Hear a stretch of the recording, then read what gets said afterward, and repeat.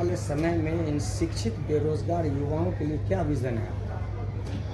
नहीं, शिक्षित और अशिक्षित बेरोजगार के लिए अलग अलग कोई विजन नहीं है कि बिहार में रोजगार क्यों नहीं है, पहले ये समझिए। बिहार में लोगों को ऐसा लगता है कि सरकारी नौकरी के जरिए रोजगार मिल सकता है।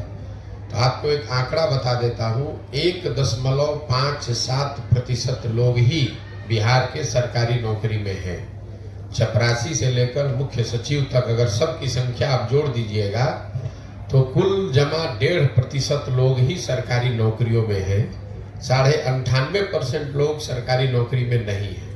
तो निश्चित तौर पर सरकारी नौकरियों के जरिए तो लोगों को रोजगार मुहैया नहीं कराया जा सकता है। ये आंकड़े आज क्यों नहीं है? रोजगार दो वजह से नहीं है। एक, यहाँ की शिक्षा व्यवस्था अच्छी नहीं है, और दूसरा, रोजगार के लिए लोगों के पास पूंजी पैसा नहीं है। जब तक इन दो बिंदुओं को नहीं सुधारा जाएगा, बिहार की शिक्षा व्यवस्था को बेहतर बनाना और लोगों के हाथ में रोजी रोजगार के लिए पैसा पूंजी देना, ये जन स्वराज का विजन है कि यहाँ पर स्वरोजगार कैसे आएगा, पलायन कैसे रुकेगा। शिक्षा की जो स्थिति है वो लोगों को पता है। यहाँ पर स्कूल से खिचड़ी बट रही है, कॉलेज से डिग्री बट रहा है, पढ़ाई दोनों में कहीं नहीं हो रहा है। तो शिक्षित बेरोजगार, आपको भले वो शिक्षित लग रहा है, वो शिक्षित है नहीं, वो डिग्री धारक बेरोजगार है। वो शिक्षित बेरोजगार नहीं है, डिग्री धारक बेरोजगार है। उसने शिक्षा नहीं ग्रहण की है, उसने डिग्री हासिल करी है। लेकिन जो दूसरी बड़ी समस्या है कि आखिर ये बेरोजगारी खत्म होगी कैसे? बेरोजगारी यहाँ खत्म होगी लोगों को पूंजी मुहैया कराकर। बिहार में जो बिहार से पलायन है वो सिर्फ श्रम का पलायन नहीं है, लोगों का पलायन नहीं है, बुद्धि का पलायन नहीं है। एक बहुत बड़ा पलायन यहाँ से पूंजी का पलायन है, जिसकी चर्चा यहाँ लोग करते नहीं है, जिनकी समझ ज्यादा है नहीं लोगों को। पूंजी जो है वो रोजगार का सबसे बड़ा जरिया है। अगर मान लीजिए कि आपको बाल काटने आता है, अगर आपके पास 10, 20, 50 हजार रुपए हो और बैंक से आपको 1 लाख रुपया कर्ज मिल जाए, तो आप एक सैलून खोल लेंगे, उसमें 3, 4, 5 लोगों को नौकरी रोजगार दे देंगे। लेकिन अगर वो पैसा पूंजी आपके पास न हो तो बाल काटने आने के बावजूद जाकर किसी सैलून में आप नौकरी करेंगे, मजदूरी करेंगे। तो बिहार में पूंजी क्यों नहीं है? पूंजी के 2 स्रोत है, इसको पहले ध्यान से समझिए। पूंजी 2 तरीके से लोगों को मिलता है।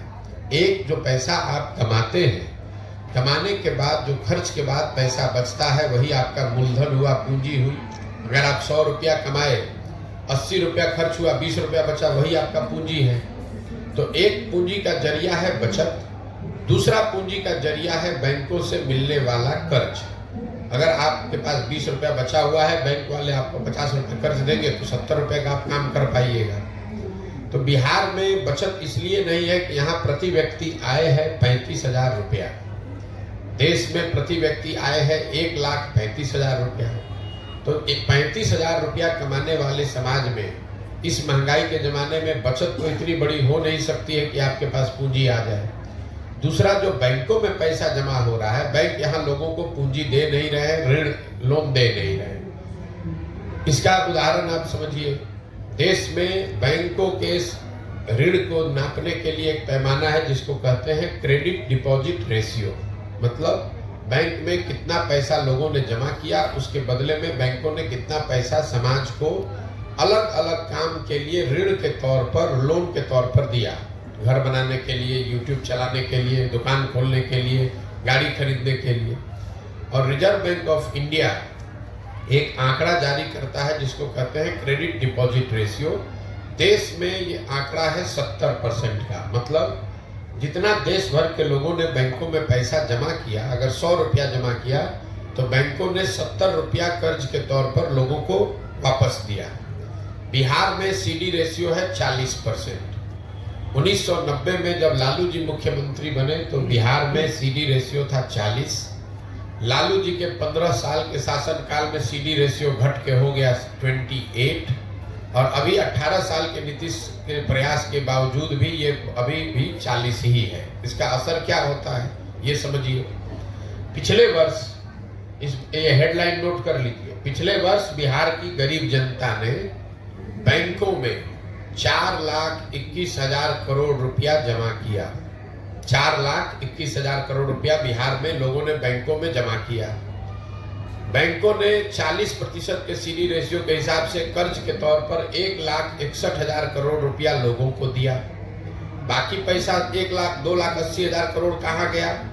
ये पैसा चला गया दूसरे राज्यों में, जहां पर उद्योग धंधे लग रहे हैं, जहां स्वरोजगार है, जहां तरक्की है, जहां व्यापार है।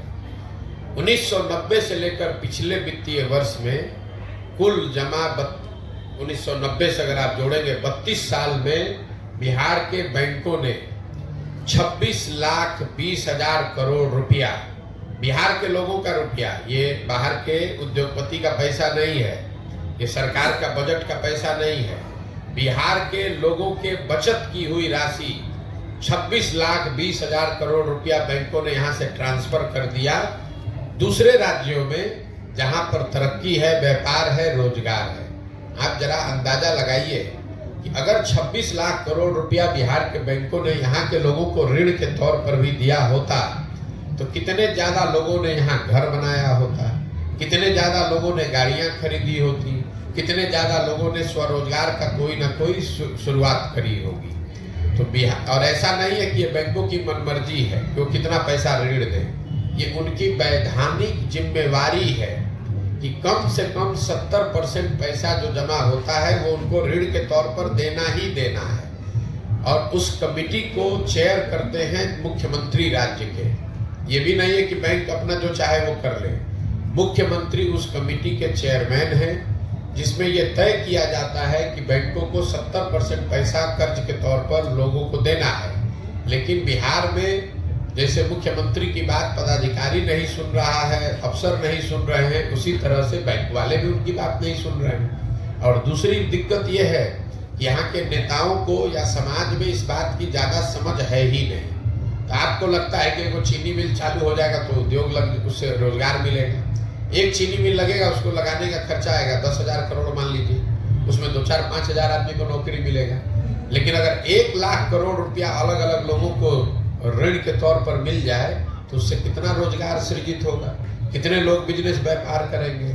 तो जन सुराज का विजन ये है कि यहाँ पर शिक्षा को रोजगार पाने वाला बनाया जाए, लोगों को डिग्री नहीं बांटा जाए, लोगों को शिक्षित किया जाए और फिर उनको पूंजी मुहैया कराया जाए बैंकों के जरिए, ताकि लोग अपने क्षमता के अनुसार, अपनी इच्छा के अनुसार कुछ न कुछ रोजगार कर सकें। उससे उनकी आर्थिक तरक्की होगी और उसी से बिहार का विकास होगा। जब तक शिक्षा और पूंजी ये 2 चीज मुहैया नहीं होगी तब तक सरकार के किसी भी प्रयास से बिहार में गरीबी खत्म नहीं हो सकती।